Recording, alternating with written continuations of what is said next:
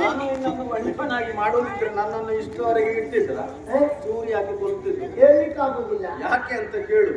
ನಮಗೆ ಆಶೀರ್ವಾದವನ್ನು ಮಾಡುವ ಹಕ್ಕು ಮಾತ್ರ ಇರುವುದು. ಅದಕ್ಕೆ ಅಸ್ತು ಕೊಡುವ ಯಾರು? ಸತ್ಯವಾದ ಸತ್ಯ ಸಂಕಲ್ಪನಾದಂತಹ ಬ್ರಹ್ಮಲಿಂಗೇಶ್ವರ. ಫಲ ಕೊಡುವುದು ಅವ. ನಾವು ಕೈ ಎತ್ತಿ ದೇವರು ಒಳ್ಳೆಯದು ಮಾಡ್ಲಿ ಅಂತ ಆಶೀರ್ವಾದವನ್ನಷ್ಟೇ ಮಾಡುವ ಹಕ್ಕು ನಮಗಿಲ್ಲ. ಅಂದ ಹಾಗೆ ನಿನ್ನನ್ನು ಇದುವರೆಗೆ ನಾನು ಕಂಡವನಲ್ಲ, ನನ್ನನ್ನು ನೋಡ್ಲಿಕ್ಕಿಲ್ಲ. ಯಾಕಂದ್ರೆ ಇವರೆಲ್ಲರ ಪರಿಚಯ ನನಗುಂಟು. ಹೌದಾ? ದೇವಸ್ಥಾನಕ್ಕೆ ಬರ್ತಾ ಇರ್ತಾರೆ, ದಿನಾಲು ಬರ್ತಾರೆ, ಮತ್ತೆ ಕೆಲವರು ವಾರಕ್ಕೊಂದ್ಸಲ ಬರ್ತಾರೆ. ಯಾವಾಗ ಬಾರದೆ ಇದ್ರು ವರ್ಷಾವಧಿ ಜಾತ್ರೋತ್ಸವಕ್ಕೆ ಎಲ್ಲರೂ ಬರ್ತಾರೆ. ಅವತ್ತೊಂದು ಊಟ ಸಿಗುತ್ತದಲ್ಲ, ಎಲ್ಲರೂ ಬರುವುದು ಊಟಕ್ಕೆ. ಊಟ ಸಿಗುತ್ತದೆ ಅಂತ ಬರುವುದು ನಿನ್ನಂತವರು. ದೇವಸ್ಥಾನಕ್ಕೆ ಹೋಗುವುದು ಯಾವ ಕಾರಣಕ್ಕಾಗಿ? ಯಾಕೆ? ಊಟ ಸಿಗುತ್ತದೆ ಅಂತ ಅಲ್ಲಿ ಹೋಗುವುದಲ್ಲ, ಮತ್ತೆ ಮನಸ್ಸಿನಲ್ಲಿ ಎಂತಹ ಜಂಜಾಟವೇ ಇರಲಿ, ಸಂಸಾರದ ನೋವೇ ಇರಲಿ, ಆ ದೇವಸ್ಥಾನಕ್ಕೆ ಹೋಗಿ ದೇವರಿಗೆ ದೀರ್ಘದಂಡ ನಮಸ್ಕಾರವನ್ನು ಮಾಡಿ ಸ್ವಲ್ಪ ಹೊತ್ತು ಗೋಪುರದಲ್ಲಿ ಕುಳಿತಾಗ ಮನಸ್ಸಿನ ಬೇಸರ, ಬೇಗುದಿ, ದುಃಖ, ತಾಪ ಎಲ್ಲ ಮನಸ್ಸು ಹೋಗ್ತದೆ. ಇಂತಹ ಪ್ರಶಾಂತವಾದಂತಹ ಮನಸ್ಸು ಪ್ರಸನ್ನತೆಯನ್ನು ಹೊಂದುತ್ತದೆ, ತೃಪ್ತಿಯನ್ನು ಹೊಂದುತ್ತದೆ. ಅಲ್ಲಿ ಇರುವಲ್ಲಿವರೆಗೆ ಅವ ಕೃತಜ್ಞನಾಗಿ ತೃಪ್ತನಾಗಿರ್ತಾರೆ. ಅಲ್ಲಿ ಇರುವವರೆಗೆ. ಅಲ್ಲಿಂದ ಎದ್ದು ಬಂದ ಮೇಲೆ ಪುನಃ ಶುರುವಾಗುತ್ತದಲ್ಲ ತಲೆಗೆ. ಅದಕ್ಕೆ ಯಾರು ಹೊಣೆ? ಒಂದು ಕೆಲಸ ಮಾಡು, ಒಂದು ಬಡಪಾನ ಇಟ್ಕೋ, ಅಲ್ಲಿ ಸಮುದ್ರಕ್ಕೆ ಹೋಗಿ ಬಡಪಾನದಲ್ಲಿ ಸಮುದ್ರದ ನೀರನ್ನೆಲ್ಲ ತಗೊಂಡು ಬಾ. ಅದೇಗಾಗುತ್ತದೆ? ಯಾಕಾಗ? ಸಮುದ್ರದಲ್ಲಿ ಅಷ್ಟು ನೀರಿಲ್ವಾ? ಕೊಡಪಾನ ಇಷ್ಟು ಸಣ್ಣದಿರುವುದು, ಅಲ್ಲಿ ಎಲ್ಲ ನೀರು ಹೇಗೆ ತರಲಿಕ್ಕಾಗುತ್ತದೆ? ಹೌದಾ? ಹೌದು. ನಿನ್ನ ಪ್ರಶ್ನೆಗೆ ಇಲ್ಲಿಯೇ ಉತ್ತರ ಉಂಟು. ಹೇಗೆ? ದೇವಸ್ಥಾನದ ಹೊರಗೆ ಹೋದ ಮೇಲೆ ತಲೆಗೆ ಹೋಗುವುದಿಲ್ಲ.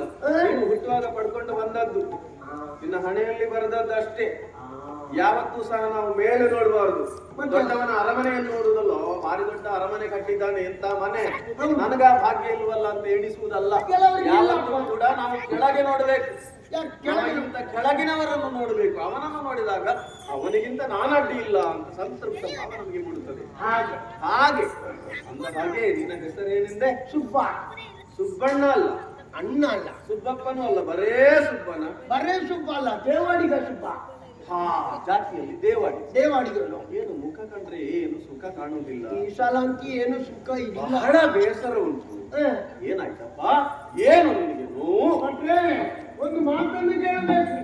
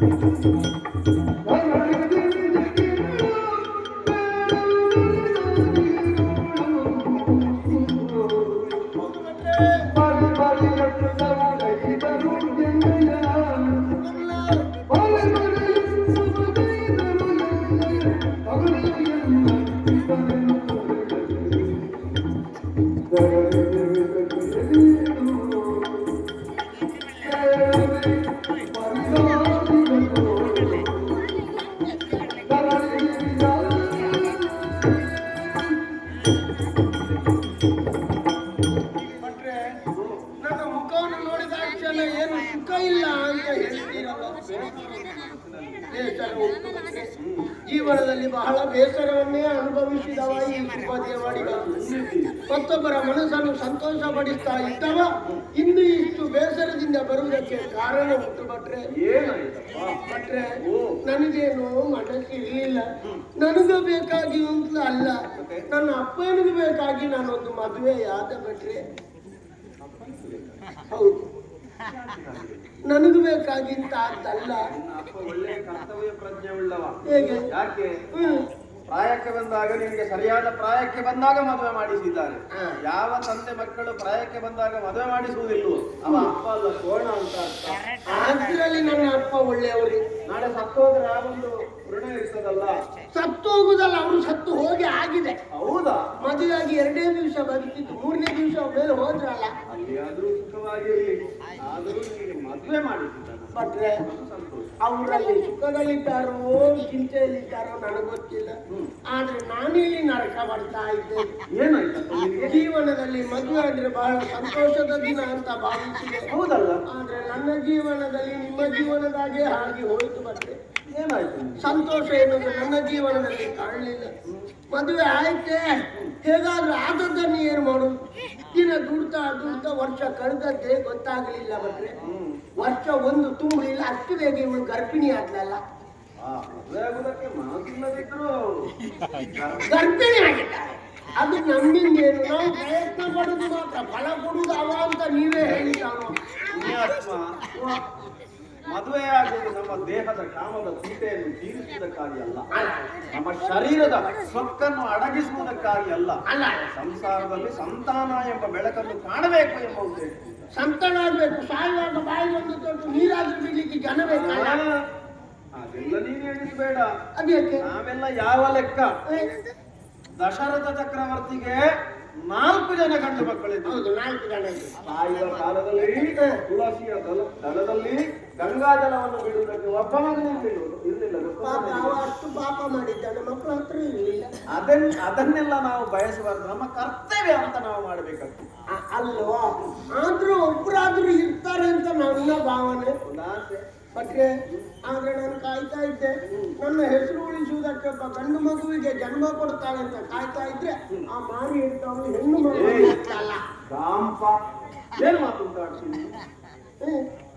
ಮದುವೆಯಾದ ಪ್ರಥಮದಲ್ಲಿ ಚೊಚ್ಚಲ ಮಗು ಅದು ಗಂಡಾಗಬಾರ್ದು, ಅದು ಹೆಣ್ಣೆ ಆಗಬೇಕು. ನಿಮ್ಗೆ ಗೊತ್ತಿಲ್ಲ ಭಟ್ರೆ, ಗಂಡ ಆಗಬೇಕು.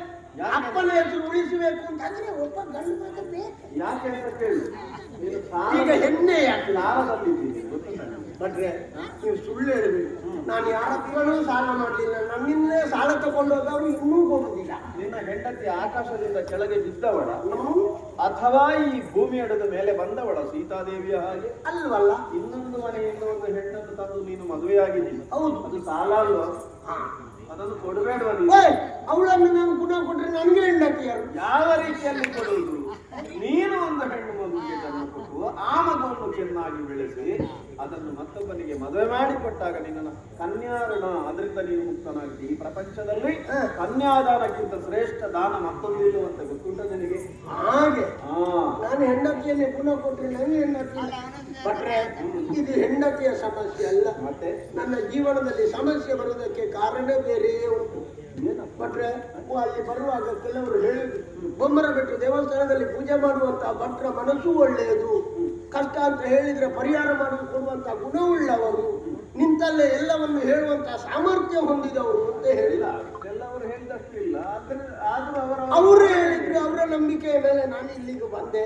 ಭಟ್ರೆ, ನಿಮ್ಮಲ್ಲಿ ಒಂದೇ ಒಂದು ಪ್ರಶ್ನೆ ಕೇಳ್ತೇನೆ, ಅದಕ್ಕೊಂದು ಉತ್ತರ ಹೇಳಬೇಕು. ಭಟ್ರೆ, ಜನ್ಮಕ್ಕೆ ಕಾರಣನಾದವನನ್ನು ಮಗು ಏನು ಅಂತ ಕರಿಬೇಕು? ಅಪ್ಪ ಅಂತ ಕರೀಬೇಕಲ್ಲ. ಆದ್ರೆ ನನಗುಟ್ಟಿದ ಮಗು ನನ್ನನ್ನು ಅಪ್ಪ ಅಂತ ಕರೀತಿಲ್ಲಲ್ಲ ಭಟ್ರೆ. ಮತ್ತೆ ಕೊನೆಗೆ ಯಾರೇ ಬರ್ಲಿಕ್ಕೆ ಗೊತ್ತಿಲ್ಲ, ಗಂಡು ಮಕ್ಕಳು ಯಾರೇ ಬಂದ್ರು ಅವರನ್ನ ಅಪ್ಪ ಅಂತ ಕರೀತದೆ ಬಿಟ್ರೆ, ಹೆತ್ತ ಜನ್ಮ ಕೊಟ್ಟ ನನ್ನನ್ನು ಅಪ್ಪ ಅಂತ ಕರೀತ.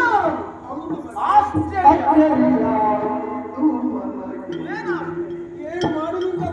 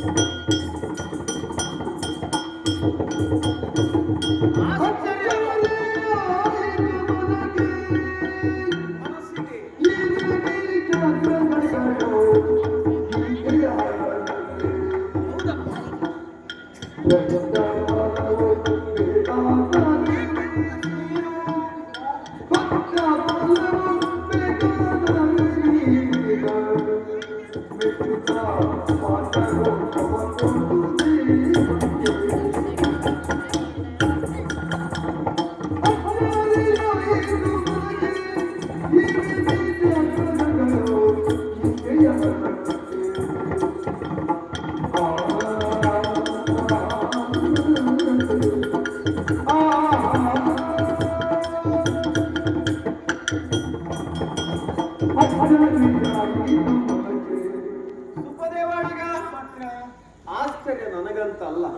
ಈ